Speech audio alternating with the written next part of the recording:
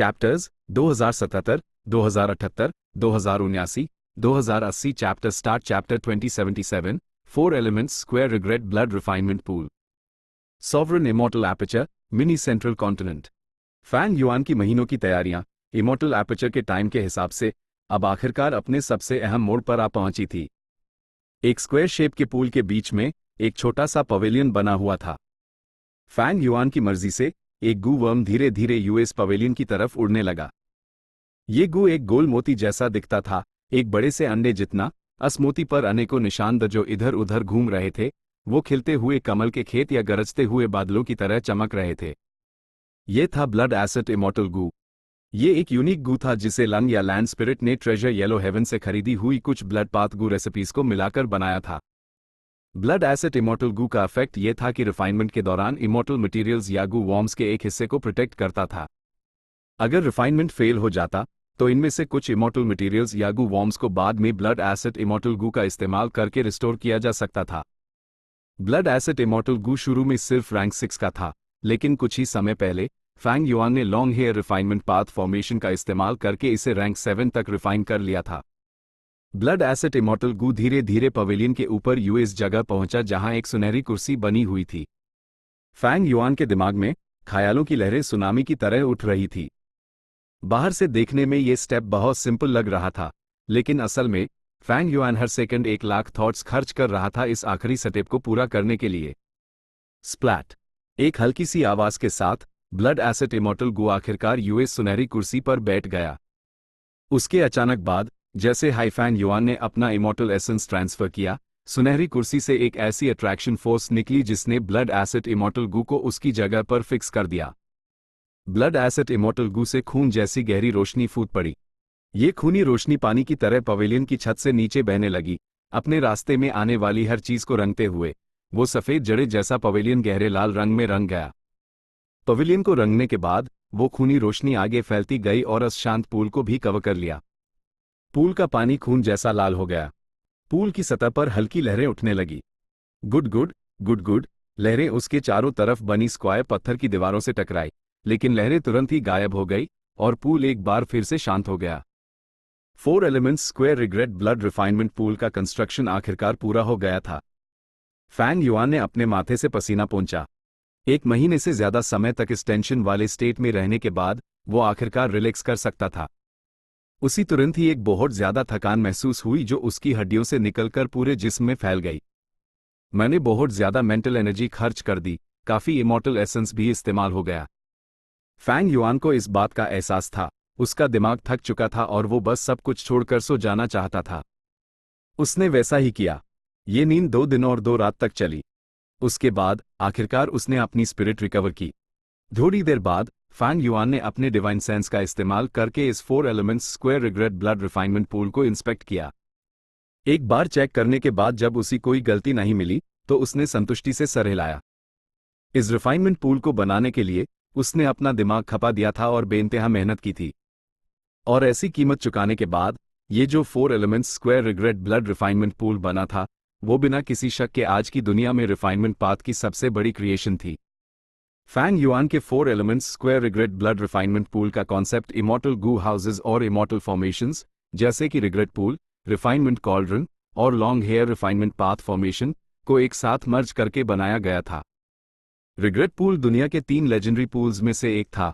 Heavenly pool और wine pool के साथ ये सभी हिस्ट्री में मशहूर थे। जब गू इमॉर्टल्स यूएस में इमॉर्टल गू सफलता से रिफाइन कर लेते थे तो वो पीछे एक निशान छोड़ सकते थे। जब वो इमॉर्टल गू डिस्ट्रॉय हो जाता था तो रिग्रेट पूल को एक्टिवेट किया जा सकता था। रिवर ऑफ टाइम की एक ट्रिब्यूटरी की पावर और यूएस बचे हुए निशान का इस्तेमाल करके इस इमॉर्टल गू को दोबारा रिफाइन करने के लिए, जिसका सक्सेस रेट लगभग 50 से 7% था। लॉन्जेविटी हेवन के 7 चरम सीमाओं में से एक, सन मिंग लू ने रिग्रेट पूल की नकल करके एक सुपर गू फॉर्मेशन बनाया था, fate reversing sacrificial refinement formation, जिससे उसने ओल्ड एंसेस्टर ज़ूहू के लिए rank 8 fortune rivalling heaven refine किया था। Refinement cauldron long hair ancestor का सबसे गर्व वाला मास्टरपीस था। यूएस में जबरदस्ती इमॉर्टल गू रिफाइन करने की काबिलियत थी। फैंग युआन की पिछली जिंदगी के 500 सालों में लंग या ब्लेस्ड लैंड ने आइस्पा भरोसा करके दुश्मनों के साथ हमलों का सामना किया था। ब्लेसड लैंड पर हमला करने वाले गू इमोर्टल्स के इमोर्टल गू को जबरदस्ती रिफाइन कर लिया गया था और इस तरह अनेकों गू इमोर्टल्स को पकड़ लिया गया था। Long hair refinement path formation तो लैंग या सेक्ट की सबसे मजबूत नींव थी, उनके ट्रम्प कार्ड्स का सार। यह फॉर्मेशन बेहद शानदार था और इसे सिर्फ हेरी मैन गू इमोर्टल्स हाई कंट्रोल कर सकते थे। हिस्ट्री में लॉन्ग हेयर एंसेस्टर ने इस फॉर्मेशन का इस्तेमाल करके जायंट सन इमोर्टल वेनरेबल और थीविंग हेवन डेमन वेनरेबल के लिए इमोर्टल गू रिफाइन किए थे। फेट वॉर से पहले फैंग युआन ने भी इस फॉर्मेशन की शानदार ताकत पर भरोसा करके कई इमोर्टल गू रिफाइन किए थे। अगर फैंग युआन के रिफाइनमेंट पाथ और time path attainment levels quasi supreme grand master तक ना होते तो वो कभी भी ऐसे डिजाइन के बारे में सोच भी नहीं पाता। सिर्फ इस 4 elements square regret blood refinement pool का डिजाइन हाई अनोखा था और शायद फ्यूचर में भी कोई इसे पूरा नहीं कर पाएगा। इस इमोर्टल गू हाउस को बनाने के लिए फैंग युआन ने जो कीमत चुकाई थी वो हैरान कर देने वाली थी। सबसे पहले फैंग युआन ने अस long hair refinement path formation को डिसमेंटल कर दिया, जिसका एक लंबा इतिहास था और जिसका कोई मुकाबला नहीं था। उसका एक core rank 8 immortal Gu advance refinement अभी भी कोर के तौर पर इस्तेमाल हो रहा था, जो 4 elements square regret blood refinement pool की नींव का एक हिस्सा बन गया। दूसरा, फैंग युआन ने रैंक 8 इमोर्टल गू रिग्रेट का इस्तेमाल किया, जो रिग्रेट पूल का सार था, पूल के अंदर पवेलियन बनाने के लिए। तीसरा, फैंग युआन ने खास तौर पर बाहर एक ईयर एसेंस सब पूल बनाया ताकि रिवर ऑफ टाइम की एक ट्रिब्यूटरी को स्क्वायर पूल के अंदर ला सके। इस स्टेप को पूरा करने के लिए फैंग युआन ने 3 rank 8 time path immortal Gu arrange किए, अर्ली ऑटम, मिड ऑटम और late autumn 3 autumn yellow crane platform से। आखिर में फैंग युआन ने रिफाइनमेंट सी के अधूरे फॉर्म को भी पूल में डाल दिया। लैंग या लैंड स्पिरिट ने रिफाइनमेंट सी में भारी इन्वेस्टमेंट किया था क्योंकि वो हेवन एंड अर्थ का एक रिफाइनमेंट पाथ सक्लूडेड डोमेन बनाना चाहता था। रिफाइनमेंट सी के अधूरे फॉर्म को सफलता से अंदर डालने के लिए फैंग युआन को rank 8 immortal Gu water refinement का भी इस्तेमाल करना पड़ा। पूरे 4 elements square regret blood refinement pool के 4 मुख्य कोर थे, rank 8 immortal Gu advance refinement, water refinement, regret और rank 7 immortal Gu blood acid. इसलिए इसका नाम 4 एलिमेंट्स रखा गया। इसमें 20 से ज्यादा सप्लीमेंट्री इमोर्टल गू थे। Rank 8 early autumn, mid autumn और लेट ऑटम उनमें से टॉप पर थे। जहां तक मॉर्टल गू की बात है, उनकी संख्या 100 मिलियन से भी ज्यादा थी। उनके टाइप्स इतने थे जितने आसमान में तारे, ये तो बिल्कुल अनसुनी बात थी। फैंग युआन ने अपने लगभग सारे रिफाइनमेंट पाथ इमोर्टल गू इसमें लगा दिए थे। टाइम पाथ इमोर्टल गू, विजडम पाथ इमोर्टल गू और दूसरे पाथ्स के इमोर्टल गू भी कम संख्या में इन्वेस्ट नहीं किए गए थे। खुशकिस्मती से उसने वेरिएंट ह्यूमन अलायंस को कंट्रोल कर रखा था और ईस्टर्न सी के राइचस ची अलायंस से भी वसूली की थी, तभी जाकर उसके पास जरूरी इमोर्टल गू की ऐसी आपूर्ति हुई। बिना किसी लागत की परवाह किए इतने बड़े इन्वेस्टमेंट के साथ 4 elements square regret blood refinement pool में long hair refinement path formation, regret pool, refinement cauldron, refinement sea और ऐसी ही कई चीजों की काबिलियत थी। इसमें अलग अलग रिफाइनमेंट पाथ टेक्निक्स जैसे flash body blood refinement technique, 7 kill blood path Gu refinement method, Beiluo ice refinement method और भी बहुत कुछ डाले गए थे। यह slumbering lightning python, wind grind, reflect snow, muffled thunderstone drum, dragon shaped blizzard, heavenly light ring, refinement snake life span flower, omnipresent 4 seas और यहां तक कि 1 step back, sea and sky expands जैसे रिफाइनमेंट पाथ किलर मूव्स का इस्तेमाल कर सकता था। जैसे high 4 elements square regret blood refinement pool बनकर तैयार हुआ, ये गू कल्टिवेशन के पूरे इतिहास में number 1 refinement path immortal Gu house बन गया। कोई बहस नहीं थी, कोई इसका मुकाबला नहीं कर सकता था। अगर इसकी खबर फैल गई तो 4 elements square regret blood refinement pool number 1 immortal Gu house के पोजीशन के लिए डिवाइन एम्परर सिटी और 88 ट्रू यांग बिल्डिंग से बिल्कुल टक्कर ले सकता है। Divine emperor city human path की एक पवित्र जगह थी, जबकि 88 ट्रू यांग बिल्डिंग नॉर्दर्न प्लेन्स को कंट्रोल करता था, हुआंग जिन ब्लड लाइन को उनकी ऊंचाइयों तक पहुंचता था। और 4 elements square regret blood refinement pool उनके बराबर का था। इसने ह्यूमन स्टाइल गू रिफाइनमेंट और हेरी मैन नेचर गू रिफाइनमेंट के सार को मिला दिया था। इसके साथ न सिर्फ इमोर्टल गू रिफाइन करने का खर्चा तेजी से कम हो सकता था, बल्कि सक्सेस रेट भी कल्पना से परे बढ़ गया था। जो भी इस 4 elements square regret blood refinement pool को कंट्रोल करेगा, उसके पास इमोर्टल गू का एक ना खत्म होने वाला सप्लाई होगा। लेकिन 4 elements square regret blood refinement pool हर चीज में परफेक्ट नहीं है। इसका पूरा फोकस गू रिफाइनमेंट पर है और दूसरे एस्पेक्ट्स जैसे ऑफेंस, डिफेंस, मूवमेंट में इसकी ताकत लगभग ना के बराबर है। इसके अलावा इस दुनिया में सिर्फ मैं फैंग युआन ही इसे बना सकता हूं। अगर दूसरे गु इमोर्टल्स को इसका ब्लूप्रिंट मिल भी जाए तो वो इसका कुछ नहीं कर सकते। अगर कोई गु इमोर्टल फैंग युआन का डिजाइन देखता तो वो पहले तो उसकी तारीफ करते नहीं थकता, लेकिन जब वो गहराई में जाते तो वो गालियां देने लगते और उसी बेकार समझते। वो सोचते कि ये डिजाइन बहुत हाई बचकाना और हद से ज्यादा असंभव है, क्योंकि 4 elements square regret blood refinement pool के डिजाइन में लगभग हर जगह कन्फ्लिक्टिंग डाउ मार्क्स के केस पर ध्यान ही नहीं दिया गया था।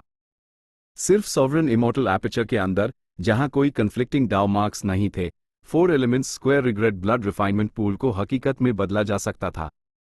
असल में जैसे हाई Fang Yuan 4 elements square regret blood refinement pool को अपने अपर्चर से बाहर निकालता, यह इमोर्टल गु हाउस अलग अलग डाउ मार्क्स के बीच शादीद आंतरिक फ्रिक्शन और रिजेक्शन की वजह से अपने आप ही कोलैप्स हो जाता। सच तो यह है कि जब फैंग युआन के पास 3000 haven path dao marks the tab इस 4 elements square regret blood refinement pool को बनाना भी मुमकिन नहीं होता। ये इसलिए मुमकिन हुआ क्योंकि फैंग युआन ने 3 rank 8 grotto heavens, grand swine, novelty और टाइम डिफरेंस को अपने अंदर समा लिया था और उनके हेवन पाथ डाउ मार्क्स को रिफाइन कर लिया था। तभी जाकर वो 4 elements square regret blood refinement pool को रिफाइन करने की सबसे कम रिक्वायरमेंट पूरी कर पाया था। इन तीनों ग्रोटो हेवंस में से हर एक ने पहले एक 9 हेवंस फ्रैगमेंट के साथ मर्ज किया था और 9 हेवंस फ्रैगमेंट्स में हेवन पाथ डाउ मार्क्स थे। टाइम डिफरेंस ग्रोटो हेवन में 7 लाख से ज्यादा टाइम पाथ डाउ मार्क्स दी और 800 से ज्यादा हेवन पाथ डाउ मार्क्स थे। नॉवेल्टी ग्रोटो हेवन में 16 लाख से ज्यादा रूल पाथ डाउ मार्क्स दी और 1900 से ज्यादा हेवन पाथ डाउ मार्क्स थे। ग्रैंड स्वाइन ग्रोटो हेवन में सबसे ज्यादा डाउ मार्क्स द 32 लाख से ज्यादा ट्रांसफॉर्मेशन पाथ डाउ मार्क्स और 3300 से ज्यादा हेवन पाथ डाउ मार्क्स थे। इस वक्त तक फैंग युआन के हेवन पाथ डाउ मार्क्स बढ़कर 9000 से भी ज्यादा हो चुके थे। Chapter 2078 targeting luck path first दोनों हेवंस के ZYA डटार ग्रोटो हेवंस में डाउ मार्क्स की एक विशाल संख्या होती थी। इन डाउ मार्क्स का मुख्य सोर्स ट्रिब्यूलेशंस नहीं बल्कि गु इमोर्टल्स की पीढ़ियों का योगदान था। मिसाल के तौर पर सोल पैसिफाइंग ग्रोटो हेवन में 7 मिलियन से ज्यादा सोल पाथ डाउ मार्क्स थे। इतनी बड़ी संख्या में सोल पाथ डाउ मार्क्स के साथ ग्रोटो हेवन में बहुत सारे सुपर रिसोर्स पॉइंट्स थे। शुरू में सोल पैसिफाइंग ग्रोटो हेवन में सिर्फ 1 लाख से ज्यादा सोल पाथ डाउ मार्क्स थे। जब ये एक बड़े 9 हेवंस फ्रैगमेंट के साथ फ्यूज हुआ तो ये आपदाओं और ट्रिब्यूलेशंस से आजाद हो गया। हेवंस विल की मेहरबानी से सोल पैसिफाइंग ग्रोटो हेवन ने पीढ़ी दर पीढ़ी गु इमोर्टल्स पैदा किए। यह गु इमोर्टल्स इंसान दर, हालांकि वो आसानी से अपने कल्टिवेशन पाथ्स चुन सकते थे, उनमें से ZYA डिटार ने सोल पाथ चुना। क्योंकि ग्रोटो हेवन में हर तरह के soul path dao marks the, ये कहा जा सकता है कि उन्हें सोल पाथ कल्टिवेट करने में एक नेचुरल एडवांटेज मिलता था। अगर गु इमोर्टल्स दूसरे पाथ्स चुनते भी थे तो उनकी संख्या बेहद कम थी और उनके लिए दूसरे पाथ्स के कल्टिवेशन रिसोर्सेज हासिल करना कई गुना ज्यादा मुश्किल था। असल में दोनों हेवंस ऐसी जगह नहीं थे जहां आम रैंक 6 और रैंक 7 गु इमोर्टल्स एक्सप्लोर कर सकें। आमतौर पर सिर्फ कुछ रैंक 7 एक्सपर्ट्स और आम रैंक 8 हाई दोनों हेवंस को एक्सप्लोर करने का रिस्क ले सकते द रिसोर्सेज जमा करने के लिए। और जब ये सोल पाथ गु इमोर्टल्स मर जाते थे तो उनके लगभग सभी immortal apertures soul pacifying grotto heaven के साथ मर्ज हो जाते थे। हालांकि इन गु इमोर्टल्स के पास सॉवरेन इमोर्टल एपर्चर नहीं था और इमोर्टल एपर्चर्स मर्ज करते वक्त बहुत सारा इंटरनल फ्रिक्शन होता था, क्योंकि उनके डाउ मार्क्स मुख्य रूप से soul path dao marks the, इसलिए मर्ज करने में नुकसान से ज्यादा फायदा था। जैसे जैसे ये पीढ़ी दर पीढ़ी चलता रहा, ये जमा होकर आज के 7 मिलियन से ज्यादा डाउ मार्क्स तक पहुंच गया। जब से उसने कल्टिवेशन शुरू किया था, चाहे पिछली जिंदगी में या अब, 4 elements square regret blood refinement pool Fang Yuan का सबसे बड़ा इन्वेस्टमेंट था। उसने रिफाइनमेंट पाथ के सारे रिसोर्सेस इसमें झोंक दिए थे, यहां तक कि time path, rule path, wisdom path, blood path और दूसरे पाथ्स का भी इस्तेमाल किया था। 4 elements square regret blood refinement pool के साथ फैंग युआन की रिफाइनमेंट पाथ एबिलिटी में एक जबरदस्त इजाफा हुआ। वो आज की दुनिया में रिफाइनमेंट पाथ में नंबर 1 बन गया। उसके quasi supreme refinement path attainment level को जोड़कर इतिहास के लंबे दौर में भी वो रिफाइनमेंट पाथ में बिल्कुल टॉप 3 में से एक था। लेकिन क्योंकि उसने टाइम पाथ, रूल पाथ और दूसरे पाथ्स के कई इमोर्टल गु इन्वेस्ट कर दिए थे, इसलिए अन पाथ्स की नींव कमजोर हो गई थी। इस आराम के दौरान peaceful soil heavy mountain fortress अभी तक रिपेयर नहीं हुआ था। इमोर्टल एसेंस रिजर्व्स नॉर्मल हो चुके थे, बहुत से इमोर्टल गु इन्वेस्ट किए गए थे, लेकिन उसके मेजर पार्ट्स के डाउ मार्क्स में भारी बढ़ोतरी की वजह से फैंग युआन की ओवरऑल स्ट्रेंथ कम नहीं हुई बल्कि बढ़ गई थी। फैंग युआन के दिन अब बेहतर हो रहे थे। पहले की सोचें तो फैंग युआन लगभग हर दिन एक खतरनाक हालत में जीता था। उसी वेनरेबल्स की साजिशों ने आगे धकेला था और हेवनली कोर्ट हर जगह उसका शिकार कर रहा था। और अब स्पेक्ट्रल सोल मार चुका था। हेवनली कोर्ट और लॉन्जेविटी हेवन आराम कर रहे थे। फैंग युआन पर अब ज्यादा बाहरी दबाव नहीं था और वो अपने कल्टीवेशन प्लान को कहीं ज्यादा आराम से बना सकता था। लंबी मुद्दत के नज़र से देखें तो 4 elements square regret blood refinement pool बनाना बिल्कुल एक बहुत फायदेमंद प्रोजेक्ट था। अब वक्त आ गया है कि मैं अपने लकपात इमॉर्टल गू को रैंक 8 लेवल तक रिफाइन और एडवांस करूं।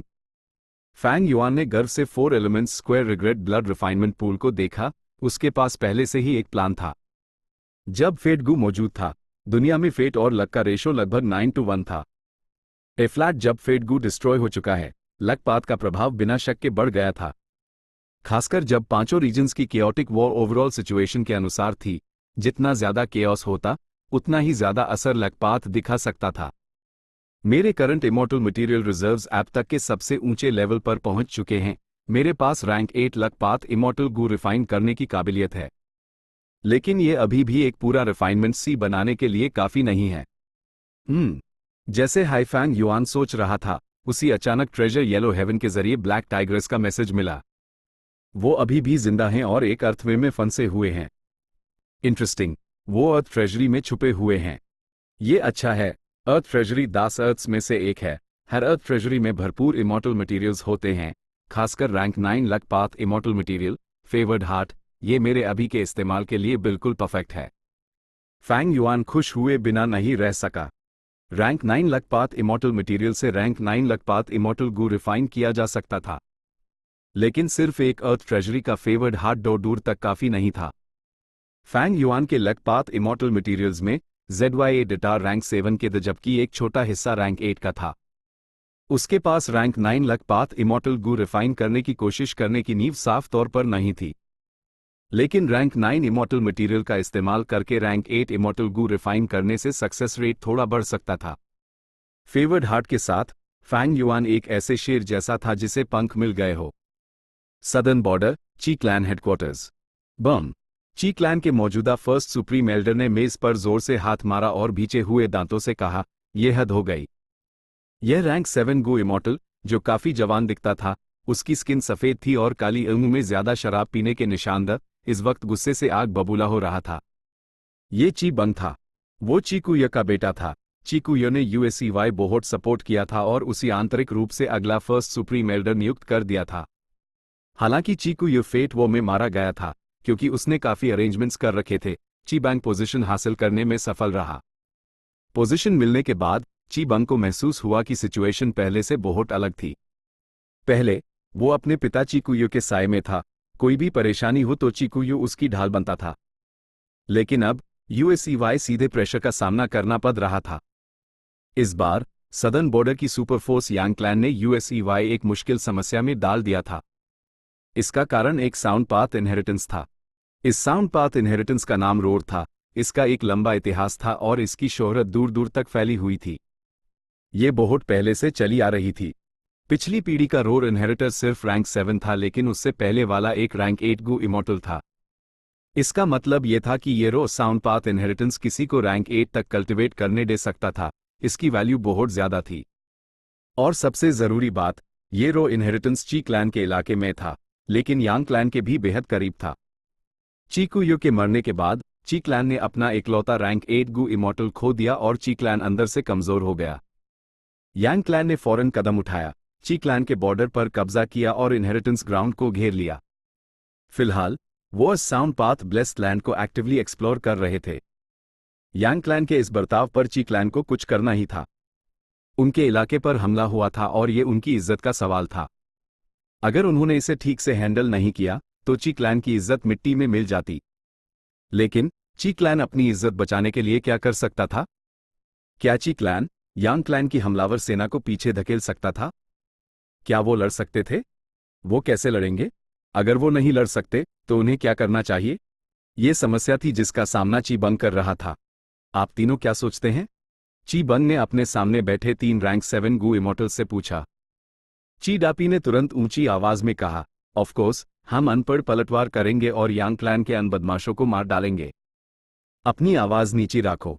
ची बंग ने जल्दी से सर हिलाया और चीगी की तरफ देखा। चीगी ने माथे पर बाल डाले। फर्स्ट सुप्रीम एल्डर, हमें इस पर ठीक से विचार करना होगा। तुम डर किस बात से रहे हो? ची डापी ने अपनी एड़ी चौड़ी की। यांग क्लैन के पास कोई रैंक 8 गू इमॉर्टल नहीं है, उन्होंने इस बार सिर्फ डू रैंक 7 भेजे हैं। अगर हमारा ची क्लैन पलटवार नहीं करता है तो हम पूरे सदर्न बॉर्डर के राइचस पाथ का मजाक बन जाएंगे। चीगी ने एक ठंडी सांस ली। भले ही उन्होंने सिर्फ 2 लोग भेजे हैं, वो मशहूर एक्सपर्ट्स हैं। यांग इन ग्वांग फ्रीजिंग सोल प्रोफाउंड लाइट में माहिर है, जिसके खिलाफ डिफेंड करना बहुत मुश्किल है। दूसरा, यांग वेनक्वी विजडम पाथ और इंफॉर्मेशन पाथ दोनों कल्टिवेट करता है, वो यांग क्लैन का दिमाग है। हमारी जांच के मुताबिक यांग क्लैन के दूसरे गू इमॉर्टल्स यांग क्लैन के इलाके में तैनात हैं, लेकिन हम पक्का नहीं कह सकते कि यांग क्लैन दिखावा नहीं कर रहा और चुपके से अपनी सेना ट्रांसफर कर रहा है। अगर यांग क्लैन दिखावा नहीं भी कर रहा तो हमें यांग क्लैन के इमॉर्टल गू हाउस के बारे में भी सोचना होगा। जब से यांग क्लैन ने हमारे इलाके पर हमला किया है, बहुत ज्यादा पॉसिबिलिटी है कि उन्होंने अपना इमॉर्टल गू हाउस मोबिलाइज कर लिया है और वो अंडू यांग क्लैन इमॉर्टल्स में से किसी एक के इमॉर्टल एपर्चर के अंदर रखा हुआ है, बस उन्होंने अभी तक उसका इस्तेमाल नहीं किया है। हाँ, ची बंग ने सर हिलाया, फिर ची शांग की तरफ देखा। तुम इस बारे में क्या सोचते हो? ची शांग ने एक सफेद रोब पहना हुआ था, वो हैंडसम था लेकिन उसकी निगाहें कुछ खोई हुई लग रही थी। ची शांग? ची शांग? ची बंग ने धीरे से पुकारा, लेकिन ची शांग ने जैसे कुछ सुना ही नहीं, उसकी ऊँख सामने ख्यालों में खोई हुई थी। तीनों इमॉर्टल्स ने एक दूसरे को देखा और फिर एक साथ ठंडी सांस ली। साफ था, ची शांग का दिमाग फिर से कहीं और भटक रहा था। वो ची क्लैन का सबसे उम्मीद वाला जीनियस था जो refinement path great grand master बन सकता था। यूएससीवाई फॉर्मेशन डेवोटी कहा जाता था और वो अक्सर ख्यालों में खो जाता था। जब वो किसी फॉर्मेशन पाथ प्रॉब्लम के बारे में सोचता था तो वो खाना तक भूल जाता था। अगर क्लैन ने उसकी देखभाल ना की होती तो शायद वो खाना भूलकर अपने ख्यालों में डूबे हुए ही मर जाता। ची शांग ने ची बंग पर ध्यान नहीं दिया।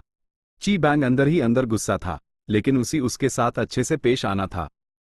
फेट वॉर में हिस्सा लेने से पहले ची कुयो ने ची बंग को स्टडी रूम में बुलाया था और उससे कहा था, ची शांग वो परफेक्ट मददगार है जिसे मैं तुम्हारे लिए छोड़ रहा हूं। असल में स्टडी में मौजूद तीनों ची क्लैन रैंक 7 गू इमॉर्टल्स ची बंग के विश्वास पात्र द जिन पर वो निर्भर था, लेकिन ये विश्वास पात्र उसी इस समस्या को सुझाने में मदद नहीं कर पा रहे थे। ची बंग को फैसला खुद ही लेना था। ठीक उसी वक्त एक इन्फॉर्मेशन पाथ गू वर्म ट्रेजर येलो हेवन के जरिए पहुंचा। जब ची बंग ने अपने डिवाइन सेंस से उसी देखा, उसकी ऊँख खुशी से चमक उठी। एक्सीलेंट, अलायंस लीडर वू योंग ने इस मामले के बारे में सुना है और वो हमारे ची क्लैन के साथ कोऑपरेट करने को तैयार हैं। यांग क्लैन को खदेड़ने के बाद वो रोर इनहेरिटेंस नहीं लेंगे और हमारी मदद के लिए अपना इमॉर्टल गू हाउस भी भेजेंगे। लेकिन वो चाहते हैं कि हम उनके साथ एक और एग्रीमेंट करें, मुख्य रूप से हमारे क्लैन से वू क्लैन के रिसोर्स पॉइंट्स पर बहुत सारे इमॉर्टल फॉर्मेशन सेटअप करवाना चाहते हैं। ऐसी अच्छी चीज भी हो सकती है? चीगी बहुत हैरान हुआ। वू योंग की शर्तें बेहद अच्छी थी और वो अंदर से मान गया था। आप दोनों क्या सोचते हैं? इस बार ची बंग ने सीधे ची शांग को इग्नोर कर दिया, सिर्फ ची डापी और चीगी से पूछा। ची डापी ने अपने हाथ जोड़े। फैसला पूरी तरह से आप पर है, फर्स्ट सुप्रीम एल्डर। चीगी थोड़ा हिचकिचाया। अगर हम इस बार यांग क्लैन को पीछे धकेलने के लिए वू क्लैन पर निर्भर रहते हैं तो ऐसा लगता है कि हमने बहुत फायदा उठाया है, लेकिन वू योंग एक जबरदस्त कैरेक्टर है, वो बिना फायदे का सौदा क्यों करेगा? ची डापी ने कहा, क्या तुम भूल गए? उस वक्त जब वू क्लैन कमजोर था, यांग क्लैन ने वू क्लैन का पॉइजनस वाटरफॉल छीन लिया था और उनके कॉप्स माउंटेन के पीछे पद गए थे। लॉर्ड ची कुयू एक इमॉर्टल गू हाउस लेकर उन्हें भगाने गए थे। टैब वू क्लैन ने पॉइजनस वाटरफॉल वापस ले लिया। वू क्लैन और यांग क्लैन में दुश्मनी है। ची बंग ने अपने माथे पर हाथ मारा। सही, ची डापी सही कह रहा है।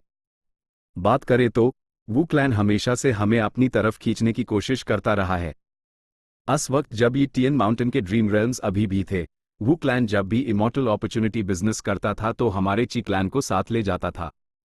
वू योंग एक जबरदस्त कैरेक्टर है और भले ही मेरे पिता गुजर गए हैं, मेरे ची क्लैन की अभी भी वैल्यू है। इस बार वू क्लैन को हमारे लिए काम करने दो जबकि हम आराम से बैठे रहेंगे। हाँ हाँ। चीगी ने देखा कि ची बंग ने फैसला कर लिया है और वो अपने दिल की बेचैनी को दबा सकता था। उसने थोड़ा सोचा और कहा, इस बार अगर हम वू क्लैन के साथ अलायंस करते हैं तो हमें बा क्लैन की फीलिंग्स और सोच के बारे में भी सोचना होगा। सही, बा क्लैन। ची बंग को सर दर्द महसूस हुआ। सुपर फोर्सेस बहुत लंबे समय से सत्ता में थी और उनके आपस में कॉम्प्लिकेटेड रिश्ते थे। उनसे डील करना बेहद मुश्किल था। बा क्लैन सदर्न बॉर्डर में ओवरलॉर्ड का पोजीशन हासिल करना चाहता था और वू क्लैन को रिप्लेस करना चाहता था। बा क्लैन और वू क्लैन के बीच बहुत कॉन्फ्लिक्ट था और बा क्लैन का ची क्लैन के साथ गहरा रिश्ता था। वो सिर्फ सहयोगी नहीं थे, उनके बीच एक अलायंस मैरिज थी। Chapter 2079, rank 8 dog shit luck. मेरा ची क्लैन मुश्किलों का सामना कर रहा है लेकिन बा क्लैन मदद के लिए कुछ नहीं कर रहा। उन्होंने तो तब भी इंटरफेयर करने और चीजूजी को सपोर्ट करने की कोशिश की जब मैं अपनी पोजीशन लेने वाला था। जब से यूएस मनहूस चीजूजी ने बा क्लैन की एक फीमेल इमॉर्टल से शादी की है, उसकी एम्बिशन दिन भी दिन बढ़ती जा रही है। ची बंग की आवाज में नफरत भरी हुई थी जब उसने याद किया। उसने मेज पर हाथ मारा। मैंने फैसला कर लिया है कि मैं वू क्लैन के अलायंस के लिए हाँ करूंगा। जहां तक बा क्लैन की बात है, मैं एक एक्सप्लेनेशन का लेटर भेजूंगा और उम्मीद करता हूं कि वो समझेंगे। ची बंग के सहयोग के लिए राजी होने की खबर वू योंग तक पहुंची। वू योंग जोर से हंसा। ये जवान ची बंग चिंता का विषय नहीं है।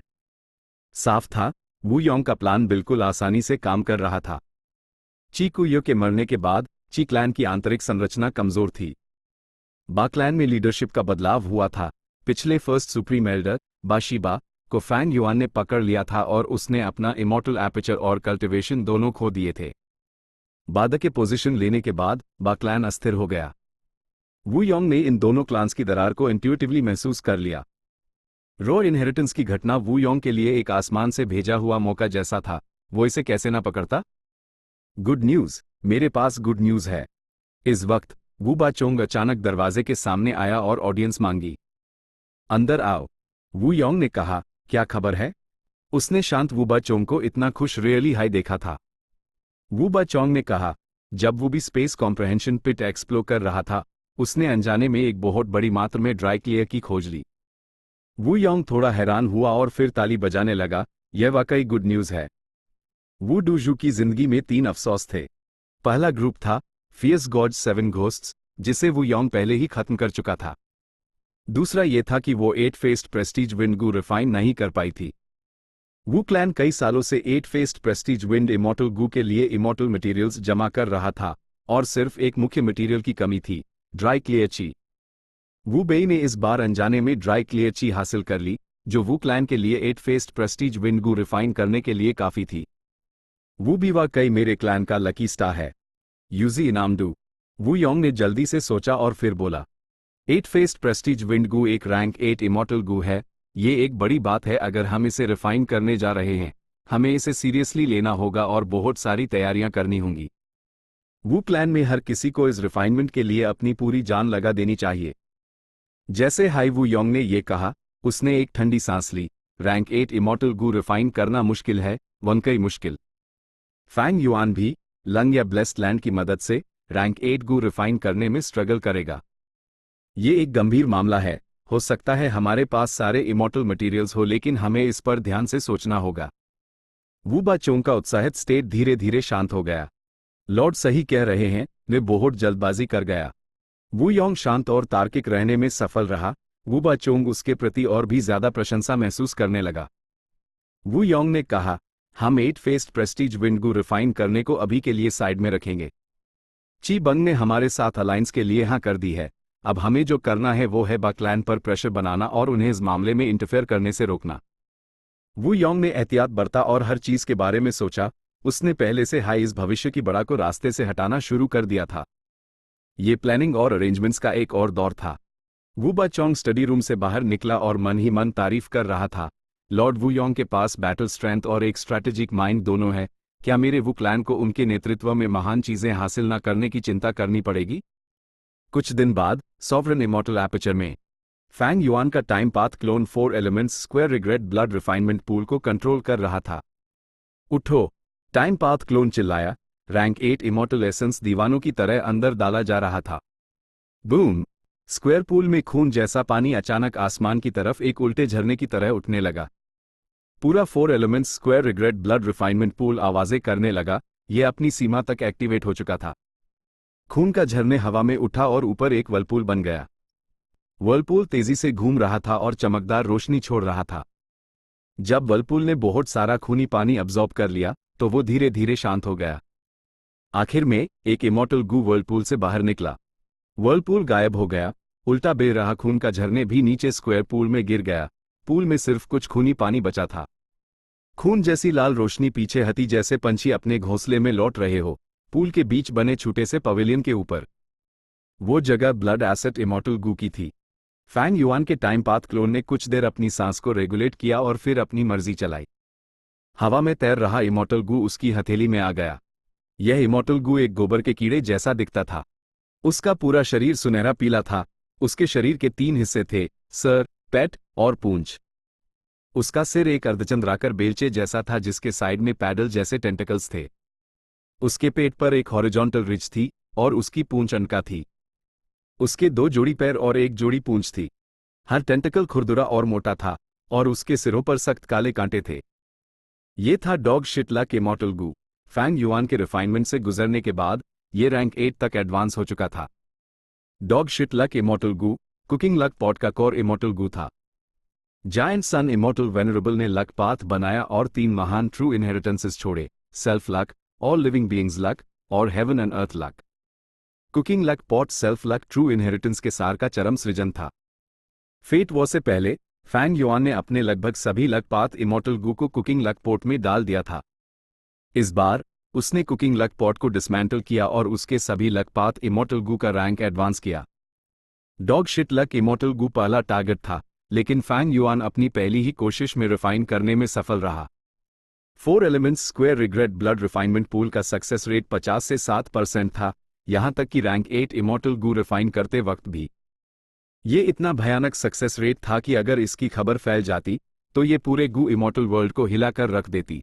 शायद लॉन्जेविटी हेवन और हेवनली कोर्ट इस पर दीवानों की तरह हमला भी कर देते। रैंक 8 डॉग शिट लक के साथ कुकिंग लक पॉट का रैंक पहले हाई रैंक 8 तक एडवांस हो चुका था।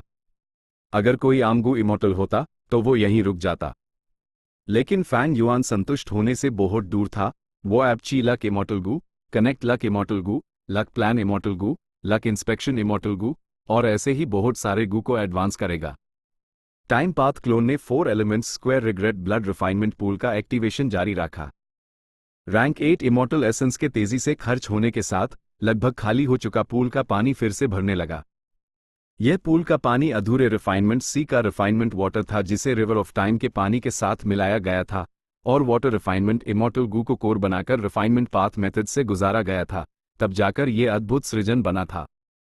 टाइम पाथ क्लोन ने इमॉर्टल गू हाउस के स्टोरेज का गुप्त दरवाजा खोला। अंदर रखे luck path immortal materials pool में गिरने लगे। उनमें से एक फेवर्ड हार्ट था। फैंग युआन पहले हाई लेडी व्हाइट रैबिट और फेरी मियाओ यिन को वापस लौटाया था। उसने जो इस्तेमाल किया वो फिक्स्ड इमॉर्टल ट्रैवल से जुदा एक किलर मूव था। Killer move jade flow pearl ऐब मौजूदा फैंग युआन के लिए उसके विशाल डाउ मार्क्स की वजह से अनुकूल नहीं था, लेकिन इसमें कोई दिक्कत नहीं थी। फैंग युआन ने बहुत सारे कॉम्पाउंड किलर मूव्स बना लिए थे और पहले ही नया haven and earth travel killer move बना चुका था। 9000 से ज्यादा हेवन पाथ डाउ मार्क्स की मदद से हेवन एंड अर्थ ट्रैवल ने सीधे फैंग युआन को पास के अर्थ ट्रेजरी में भेजे दिया। शक्तिशाली अर्थवे के दिल में फैंग युआन ने आराम से भारी दबाव झेला और पूरे अर्थ ट्रेजरी को अपने इमॉर्टल एपर्चर में स्टोर कर लिया। बाइनिंग बिंग पहले ही चुपके से चली गई थी, लेकिन फैंग युआन को उसकी परवाह नहीं थी। साफ था कि इस वक्त यूएस पर वक्त बर्बाद करने का कोई कारण नहीं था। डॉग शिट लक इमॉर्टल गू को रिफाइन करने के बाद rank 9 luck path immortal material favoured heart थोड़ा सिकुड़ गया। उसकी सतह की एक और परत रिफाइन होकर पूल के पानी में मिल गई। इमॉर्टल मटेरियल्स का ऐसा इस्तेमाल पहले ही शानदारता के चरम पर पहुंच चुका था। खून जैसी लाल रोशनी एक बार फिर ब्लड एसिड इमॉर्टल गू से फैली और पूरे पूल को कवर कर लिया। पूल का पानी उबलने लगा। उसके अंदर के इमॉर्टल मटेरियल्स पिघल कर खूनी पानी में मिल गए। थोड़ी देर बाद सब कुछ तैयार था। 4 elements square regret blood refinement pool की इमॉर्टल मटेरियल्स प्रोसेस करने की एफिशिएंसी हैरान कर देने वाली थी। टाइम पाथ क्लोन ने लक इंस्पेक्शन इमॉर्टल गू को पानी में फेंक दिया। रिफाइनमेंट का दूसरा राउंड शुरू हो चुका था। Immemorial black heaven, luck suppression heavenly palace, हेलुलन के ब्लेस्ड लैंड में अभी अभी एक ट्रिब्यूलेशन खत्म हुआ था। हे लूलैन ने इस ट्रिब्यूलेशन से माइल शानदार फायदे पर खुशी जाहिर की। वो अकेले इसे पार नहीं कर सकती थी, लेकिन जायंट सन इमॉर्टल वेनरेबल के गाइडेंस और बिंगसाई चुवान के प्रोटेक्शन के साथ उसने आसानी से सफलता हासिल कर ली। मुझे लक सप्रेशन हेवनली पैलेस आए ज्यादा वक्त नहीं हुआ है, लेकिन इस दौरान मैं पहले ही बहुत सारी आपदाओं और ट्रिब्यूलेशन से गुजर चुकी हूँ। मेरी ताकत दिन भी दिन तेजी से बढ़ रही है। मेरा पिछला अनुमान गलत नहीं था। लगता है लॉन्जेविटी हेवन वाकई मुझे बहुत नर्चर करना चाहता है। हे लूलैन ने अपने इमॉर्टल एपर्चर को इंस्पेक्ट किया। जब वो आई और पहली बार इमॉर्टल ज़ॉम्बी जायंट सुन से मिली, बिंगसाई चुवान ने टाइम पाथ मेथड्स का इस्तेमाल करके उसके इमॉर्टल एपर्चर के टाइम फ्लो को एक हैरान कर देने वाले लेवल तक बढ़ा दिया। साथ ही लॉन्जेविटी हेवन ने यूएसईवाई स्ट्रेंथ पाथ इमॉर्टल मटेरियल्स के एक ना खत्म होने वाले स्ट्रीम से सपोर्ट किया। तेजी से आगे बढ़ने का कोई भी छिपा हुआ खतरा नहीं था। इतनी भरपूर मात्रा में स्ट्रेंथ पाथ इमॉर्टल मटेरियल्स के साथ ये स्वाभाविक रूप से स्ट्रेंथ पाथ कैलामिटीज और ट्रिब्यूलेशंस को आकर्षित करेगा। लॉन्जेविटी हेवन के पास दुनिया के सबसे शक्तिशाली लक पाथ मेथड्स द जो ट्रिब्यूलेशन से गुजरने में बेहद मददगार थे। हे लूलन को बस आराम से बैठकर फायदे उठाने थे। दुनिया की दूसरी सबसे बड़ी सुपरफोर्स के सपोर्ट के साथ और इमॉर्टल ज़ॉम्बी जायंट सुन द्वारा इतना महत्व दिए जाने पर ही लूलन ने एक फोर्स पर निर्भर रहने के फायदे को गहराई से महसूस किया। उसी गू नर्चर और रिफाइन करने की चिंता करने की जरूरत नहीं थी, और ना हाई गू रेसिपीज, किलर मूव्स वगैरह जमा करने की। कोई उन्हें सीधे उसके पास भेजे देता था। यहां तक कि इमॉर्टल एपर्चर का मैनेजमेंट और रिसोर्स पॉइंट्स का अरेंजमेंट भी उसके लिए स्पेशलाइज्ड विजडम पाथ गू इमॉर्टल्स द्वारा प्लान किया गया था। हे लूलन को सिर्फ गू के इस्तेमाल पर सोचना और अपने किलर मूव्स ट्रेन करना था। हालांकि वो वेनरेबल की वंशज थी, उसकी जिंदगी बाधाओं से भरी थी, और फैंग युआन से मिलने के बाद उसी और भी ज्यादा कष्ट सहना पड़ा और कई बार मौत का सामना करना पड़ा। इसलिए इतना बड़ा सपोर्ट मिलने के बाद बेहद शुक्रगुजार होने के अलावा उसने इस मौके की और भी ज्यादा कादर की। वो गहराई से जानती थी कि ऐसा मौका कितना कीमती था और कितनी मुश्किल से मिलता था। वो अपने समय के हर मिनट और हर सेकंड की कादर करती थी, और जरूरी आराम के अलावा वो हर दिन कड़ी मेहनत करती थी। कभी कभी इमॉर्टल ज़ॉम्बी जायंट सुन यूएसईवाई एवेल्युएट करने और गाइड करने के लिए बुलाता था। इस बार जब उसने उसी बुलाया, इमॉर्टल ज़ॉम्बी जायंट सुन अभी लूलन को इस तरह से खुद को नुकसान पहुंचाने वाली ट्रेनिंग करते हुए नहीं देख सका। उसने जोर देकर कहा, ही लूलन, मेरी वंशज, अपने ऊपर इतनी सख्ती मत करो। दुनिया में हर चीज काम और आराम के बीच संतुलन पर जोर देती है। गू इमॉर्टल कल्टिवेशन भी वैसा ही है। अगर तुम इसी तरह लगी रही और हमेशा एक टेंस स्टेट में रही, तो ये उल्टा नुकसानदेह होगा।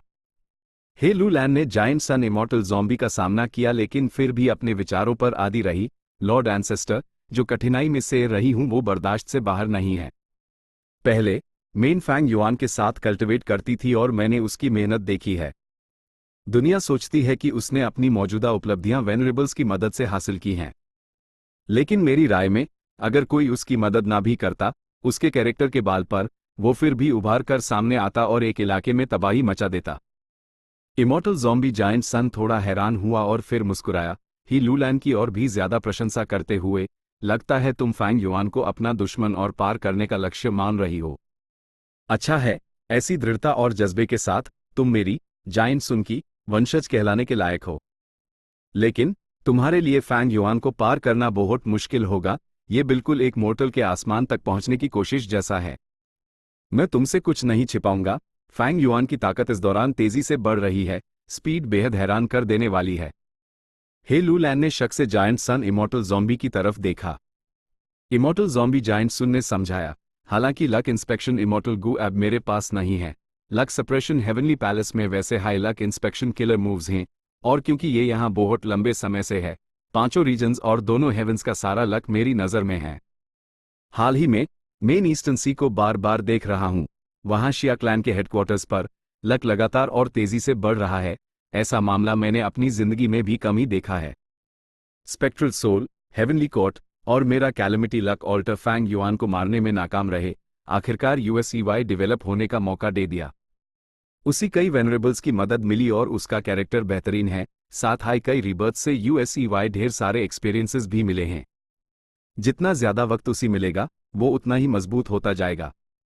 अगर तुम यूएस तक पहुंचना चाहती हो, तो तुम्हारे पास उम्मीद की एक किरण तभी होगी जब तुम जान की बाजी लगा दोगी।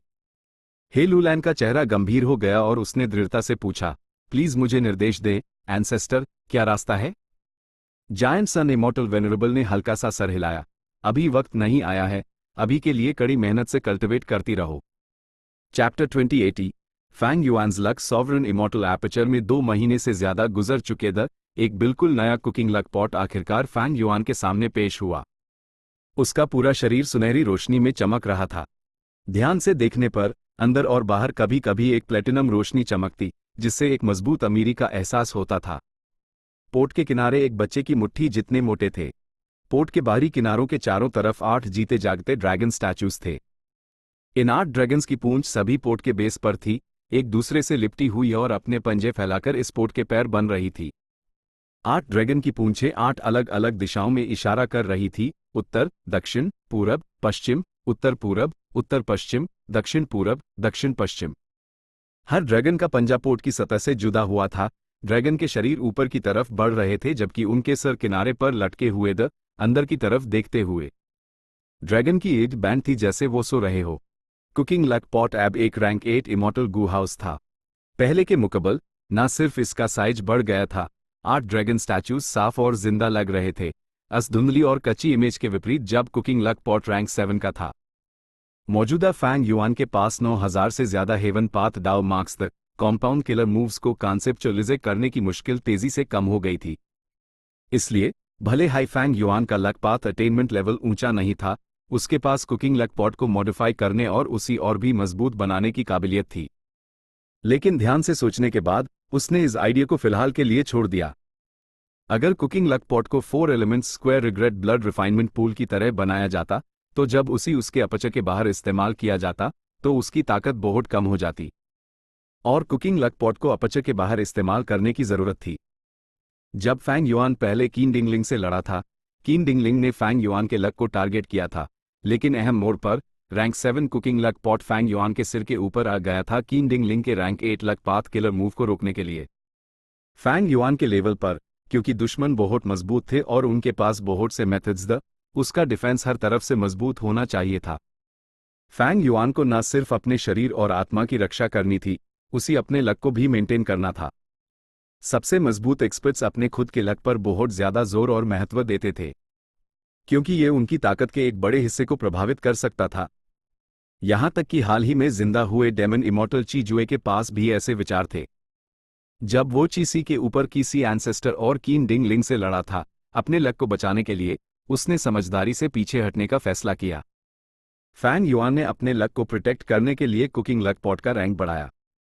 कुकिंग लक पॉट की बनावट और उत्पत्ति ने उसी ऐसा बनाया था कि वो ऑफेंस में कमजोर और गू इमॉर्टल के लक को डिफेंड करने में मजबूत था। लक पाथ के ऑफेंसिव मेथड्स ZYA डिटार ऑल लिविंग बीइंग्स लक और हेवन एंड अर्थ लक के ट्रू इनहेरिटेंसेस में थे। कुकिंग लक पॉट में इस्तेमाल किए गए लक पाथ इमॉर्टल गू सभी रैंक 8 के दी और उसके लक को डिफेंड करने के लिए काफी थे। स्वाभाविक रूप से कुकिंग लक पॉट में अभी भी ऐसे इमॉर्टल गू जो रैंक 8 के नहीं थे। मिसाल के तौर पर फूड पाथ इमॉर्टल गू कुक अभी भी रैंक 7 पर था। ऐसा नहीं था कि फैंग युआन उसका रैंक नहीं बढ़ाना चाहता था, उसके पास उसके अनुरूप rank 8 food path immortal material की कमी थी। 4 elements square regret blood refinement pool के ब्लड एसेट इमॉर्टल गू की स्थिति भी वैसी ही थी। Rank 8 blood path immortal materials की कमी के कारण वो अभी भी रैंक 7 पर था। Rank 8 food path immortal material और ब्लड पाथ इमॉर्टल मटेरियल को कम समय में जमा करना आसान नहीं था। ये उनके पाथ से बहुत गहरा संबंध रखता था। पथ जितना ज्यादा फलता फूलता था, उतने ही ज्यादा उससे जुड़े इमॉर्टल मटेरियल्स होते थे। उन्हें जमा करना आसान होता और बहुत ज्यादा इमॉर्टल गू होते। अस्पात को कल्टिवेट करने वाले गू इमॉर्टल्स भी बहुत होते। गू इमॉर्टल कल्टिवेशन में जितने ज्यादा इमॉर्टल गू रेसिपीज बनाए जाते, उतने हाई ज्यादा इमॉर्टल मटेरियल्स कल्टिवेट किए जाते जो फिर पूरे पथ की समृद्धि में जुड़ जाते। फूड पाथ और ब्लड पथ कभी भी वाकई में समृद्ध नहीं हुए, उन्हें कल्टिवेट करने वाले गू इमॉर्टल्स भी कम थे। फूड पाथ के मुकाबले ब्लड पाथ कल्टिवेटर्स ज्यादा थे, लेकिन उनमें से ज्यादातर सिर्फ गू मास्टर्स थे। ब्लड पाथ गू इमॉर्टल्स कम थे, जिससे ब्लड पथ को पॉपुलर बनाने में ज्यादा मदद नहीं मिली। एक तरफ यह हेवनली कोर्ट के डेमन जजमेंट बोर्ड की वजह से था, दूसरी तरफ ब्लड सी एंसेस्टर जिसने ब्लड पथ बनाया था, वो सिर्फ रैंक 7 पर था। बात करें तो लक पाथ भी कभी समृद्ध नहीं हुआ, लेकिन क्योंकि जायंट सन इमॉर्टल वेनरेबल ने इसे बनाया और विकसित किया था, इसकी शोहरत दूर दूर तक फैली हुई थी। गू इमॉर्टल्स जो वाकई में लकपात कल्टिवेट करते थे वो ज्यादा नहीं थे। जायंट सन इमॉर्टल वेनरेबल के गुजरने के बाद इतिहास में लगभग कोई लकपात एक्सपर्ट नहीं हुआ।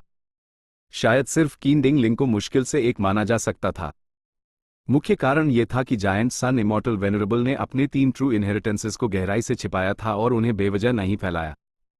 कीन डिंगलिंग एक मशहूर लकपात एक्सपर्ट बैनसाकी क्योंकि उसने जायंट सन इमॉर्टल वेनरेबल से कुछ नींव हासिल की थी और बाद में उसने अपना मूल पद बदल दिया और अनेकों साल समझने में बिताए, तब जाकर वो आज की सफलता तक पहुंच पाई। इसलिए फैंग युआन इतने सारे लकपात इमॉर्टल गू के रैंक्स बढ़ा पाने के लिए बेहद किस्मत वाला महसूस कर रहा था। क्योंकि लकपात समृद्ध नहीं था, लकपात इमॉर्टल मटेरियल्स जमा करना मुश्किल था। वो दोनों हेवंस के ग्रोटो हेवंस से इतने सारे लकपात इमॉर्टल मटेरियल्स लूट पाया। ये ऐसी चीज थी जो बार बार नहीं होती। स्वाभाविक रूप से रिफाइनमेंट में सफलता का ZY डटार श्रेय 4 elements square regret blood refinement pool को जाता था। 4 elements square regret blood refinement pool के बिना तो ये नामुमकिन होता। 4 elements square regret blood refinement pool का रैंक 8 इमॉर्टल गू रिफाइन करने में 50 से 7% सक्सेस रेट था। यह सक्सेस रेट रैंक 8 इमॉर्टल गू को बड़े पैमाने पर पैदा करने के लिए काफी था। ज्यादा सक्सेस रेट से इमॉर्टल मटेरियल्स का खर्च कम हुआ, जिससे फैंग युआन के बहुत सारे लकपात इमॉर्टल मटेरियल्स बच गए। अगर कोई आम गू इमॉर्टल होता जिसके पास फैंग युआन के सारे लकपात इमॉर्टल मटेरियल्स होते और वो सिर्फ एक रैंक 8 इमॉर्टल गू को सफलता से एडवांस कर पाता, तो वो पहले ही बेहद शुक्रगुजार होता। जब आम गू इमॉर्टल्स रैंक 8 इमॉर्टल गू रिफाइन करते थे तो उनका इमॉर्टल मटेरियल्स का खर्च कम से कम फैंग युआन से 10 गुना ज्यादा होता था। ओल्ड एंसेस्टर ज़ूहू एक अच्छा उदाहरण था। रैंक 8 फॉर्चून राइवलिंग हेवन रिफाइन करने के लिए मटेरियल्स जमा करने के लिए उसने अपनी सारी जमा पूंजी खर्च कर दी और अपने सबऑर्डिनेट्स को भी निचोड़ लिया। आखिरकार पूरे स्नोई माउंटेन ब्लेस्ड लैंड के कॉलेप्स का कारण बना। ये तब भी था जब ओल्ड एंसेस्टर ज़ूहू ने माहोंग्यो को पकड़ लिया था, जिससे उसके बहुत सारे लकपात इमॉर्टल मटेरियल्स बच गए थे। ओल्ड एंसेस्टर ज़ूहू को छोड़ दो, यहां तक कि जायंट सन इमॉर्टल वेनरेबल और थीविंग हेवन डेमन वेनरेबल को भी गू रिफाइनमेंट के लिए लॉन्ग हेयर एंसेस्टर के साथ सहयोग करना पड़ा था। 4 elements square regret blood refinement pool के साथ फैंग युआन की रिफाइनमेंट पाथ की ताकत पूरे इतिहास में बिल्कुल टॉप 3 में थी। ये फायदा अभी अभी काम में लाया गया था और पहले ही एक भयानक प्रदर्शन दिखा चुका था। इससे मिले फायदे बाहरी लोगों के लिए अकल्पनीय थे। कम से कम फैंग युआन जानता था कि यहां तक कि लॉन्ग हेयर एंसेस्टर, जिसने कभी जायंट सन इमॉर्टल वेनरेबल के साथ सहयोग किया था, उसके पास भी उतना ऊंचा सक्सेस रेट नहीं था जितना उसके पास था। एक नई समस्या फैंग युआन के सामने आ खड़ी हुई। वो अपने इमॉर्टल गू को रैंक 8 तक एडवांस करने में बहुत ज्यादा सफल होने से थोड़ा चिंतित था। बहुत सारे रैंक 8 के साथ उसी उनके भोजन की चिंता करनी पड़ेगी। रैंक 8 इमॉर्टल गू का भोजन बहुत ज्यादा मुश्किल था। इस वक्त रिग्रेट गू को खिलाने के लिए फैंग युआन ने सीधे एक विशाल फ्लावर मिस्ट एक्सट्रीम मास बना दिया था। लेकिन फैंग युआन इस मामले में पहले से ही तैयार था। उसका विजडम पाथ अटेनमेंट हमेशा USEY चुपचाप सपोर्ट कर रहा था। फैंग युआन ने टाइम डिफरेंस ग्रोटो हेवन से सीखा और बड़ी मात्रा में मटेरियल रिसोर्सेज और मेहनत खर्च करने में जरा भी नहीं हिचकिचाया ये रेसेंस सब पूल्स बनाने में, जिसे उसने पूरे सॉवरन इमॉर्टल एपर्चर में फैला दिया, अलग अलग टाइम पाथ जोन्स बनाते हुए। इन जोन्स और 9000 से ज्यादा हेवन पाथ डाउ मार्क्स की मदद से रैंक 8 इमॉर्टल गू को खिलाने की समस्या बहुत हद तक कम हो गई थी। फैंग युआन ने अपनी मर्जी से रैंक 8 कुकिंग लक पॉट को एक्टिवेट किया अपने लक को इंस्पेक्ट करने के लिए। कुकिंग लक पॉट चुपचाप उसके सिर के ऊपर तैर रहा था। पहले ये थोड़ा हिल रहा था लेकिन अब स्थिर था जब उसने धीरे धीरे घूमना शुरू किया। पिछले कुकिंग लक पॉट का रैंक फैंग युआन से कम था, जिसके कारण फैंग युआन अपना पूरा लक इंस्पेक्ट नहीं कर पाता था। हर बार वो सिर्फ पोट के अंदर के हिस्से को ही देख पाता था। लेकिन अब cooking luck pot Fang Yuan का पूरा लक सहन कर सकता था। फैंग युआन आखिरकार अपने लक का पूरा रूप फिर से देख सकता था। उसका लक एक शुद्ध चांदी के लाइट के स्तंभ जैसा था। भले ही ये पतला था, लेकिन लंबा था, आसमान की तरफ जा रहा था, जैसे आसमान को छेड़ने की कोशिश कर रहा हो। इस घने शुद्ध चांदी के लाइट पिलर के नीचे एक पीले की का गोला इसकी रक्षा कर रहा था, जो एक धूल के बादल जैसा लग रहा था जो स्तंभ को सहारा दे रहा हो। स्तंभ के ऊपर 3 बादल एक स्याही जैसा काला, एक सुनहरा और चमकदार, एक तारों की रोशनी से चमक रहा था। ऐसे नज़ारे ने फैंग युआन को सोच में डाल दिया। एक लंबे वक्त के बाद उसने अपने विचारों को समेटा और लक को फिर से देखा। लेकिन इस बार उसने अपना खुद का लक नहीं देखा, बल्कि कुकिंग लक पोर्ट के बाहर अपने क्लोन्स के लक को देखा। क्लोन्स के लक में सबसे शानदार और भव्य स्वाभाविक रूप से चीसी क्लोन का था। चीसी एंसेस्टर का लक समुद्र जैसा था। दूधिया सफेद की धाराएं बह रही थी, अनंत समुद्र की लहरी बन रही थी। चीसी क्लोन का लक उसके नाम से मेल खाता है, दोनों हाई एक की सी हैं। फैंग युआन कारण जानता था। लक का दिखना व्यक्ति की स्थिति से गहराई से जुदा होता है। चीसी एंसेस्टर का चीसी लक ना सिर्फ उसके नाम से उत्पन्न हुआ था, बल्कि इसलिए भी क्योंकि उसने किसी की कमान संभाली थी और किसी फॉर्मेशन को कंट्रोल किया था। और सबसे जरूरी बात, कुछ दिन पहले फैंग युआन ने किलर मूव अनलिमिटेड चीसी को पूरी तरह से चीसी क्लोन को सौंप दिया था। ये इसलिए था क्योंकि किसी क्लोन अपना खुद का कॉम्बैट सिस्टम बनाना चाहता था और चाहता था कि अनलिमिटेड चीसी उसका कोर हो। चीसी क्लोन के पास 2 मिलियन से ज्यादा की पाथ डाउ मार्क्स हैं, बहुत सारे की पाथ इमॉर्टल गू हैं, साथ हाई पूरा प्राइमोडियल ओरिजिन की पाथ ट्रू इनहेरिटेंस, और वो राइचस ची अलायंस का अलायंस लीडर भी है। इन सभी कारणों ने ऐसे असीम सफेद किसी लक को जन्म दिया है। लेकिन भले ही ये सफेद किसी विशाल है की धाराएं अव्यवस्थित और असंतुलित रूप से चल रही हैं, जो छिपे हुए खतरों और धमकियों को दिखाता है। फैंग युआन ने ध्यान से सोचा और महसूस किया कि यह छिपा हुआ खतरा 2 पहलुओं से उत्पन्न हुआ है। पहला, चीसी क्लोन एक कॉम्बैट सिस्टम बनाने की कोशिश कर रहा था जिसके कारण उसके विचार असंतुलित थे। अगर वो सफल हो जाता तो शायद किसी रिकवर हो जाता। अगर वो असफल होता तो ये आंतरिक असंतुलन शायद जारी रहता। दूसरा, किसी क्लोन की क्लोन आइडेंटिटी थी। चीसी क्लोन और में बॉडी का रिश्ता उजागर नहीं हुआ था, लेकिन इसके किसी भी समय उजागर होने का खतरा था। डेमन इमॉर्टल ची जू ये पहले से ही जानता था, लेकिन डिवाइन एम्प्रेसिटी द्वारा यूएसईवाई दबा दिया गया था। एक बार ये राज खुल गया तो इसका किसी क्लोन पर गंभीर प्रभाव पड़ेगा, इसलिए किसी लक के टूटने की संभावना थी। चीसी क्लोन मेरा सबसे मजबूत क्लोन है, उसके पास रैंक 8 कल्टिवेशन और सूडो वेनरेबल बैटल स्ट्रेंथ है, इसलिए उसके पास ऐसा विशाल दूधिया सफेद की सी लक है। लेकिन इससे यह देखा जा सकता है कि किसी क्लोन में एक कमी है, आगे बढ़ने और विकसित होने के लिए सीमित जगह है। फैंग युआन ने अपने शुद्ध चांदी के लाइट पिलर की तुलना दूधिया सफेद की सी लक से की। वो साफ देख सकता था कि शुद्ध चांदी का लाइट पिलर आसमान की तरफ ऊपर जा रहा था, जबकि किसी लक की नींव अस्थिर थी, वो सिर्फ अपनी मौजूदा स्थिति को दबा सकता था। अगर की हार्वेस्ट फ्रूट प्लान के नतीजे दिखते हैं तो शायद की सी लक भी बादलों तक पहुंच सकता है। दुर्भाग्य से दोनों हेवंस के ग्रोटो हेवंस में बचे हुए की हार्वेस्ट फ्रूट्स बेहद धीमी गति से बढ़ रहे हैं। उनके लिए अब चीसी क्लोन को कोई की पाथ डाउ मार्क्स देना बहुत मुश्किल होगा। Chapter and.